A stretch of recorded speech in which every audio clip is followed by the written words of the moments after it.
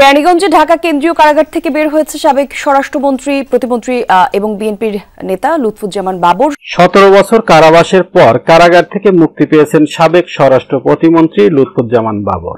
বৃহস্পতিবার পৌনে 2টায় কেরানীগঞ্জ কেন্দ্রীয় কারাগার থেকে বের হন তিনি।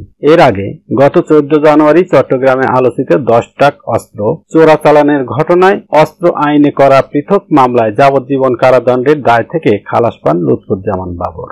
বিচারপতি মোস্তফা জামান ইসলাম ও বিচারপতি নাসরিন আক্তারের সমন্বয়ে গঠিত হাইকোর্ট বেঞ্চ এ রায় ঘোষণা করে। এ রায়ের মাধ্যমে বাবর তার বিরুদ্ধে করা সব মামলা থেকে খালাস পান। নেত্রকোনা 4 আসনের বিএনপির সাবেক সংসদ সদস্য লুৎফুজ্জামান বাবরের মুক্তির খবরে বিএনপি নেতাকর্মী, স্বজন ও এলাকার মানুষের মাঝে এক ধরনের আনন্দ উচ্ছ্বাস তৈরি হয়েছে। তার নির্বাচনী এলাকা ছাড়াও ময়মনসিংহ, নেত্রকোনায় অসংখ্য তোরণ নির্মাণ করা হয়েছে।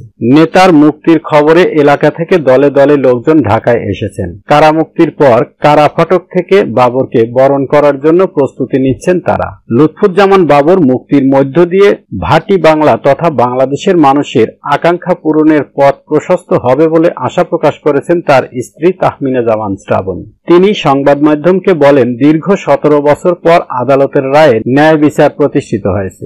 দেশের জনগণ তার মুক্তির জন্য অধীর আগ্রহ নিয়ে অপেক্ষা করে আছে। তিনিও জনগণের কাছে ফিরতে উদ্গ্রীব হয়ে আছেন।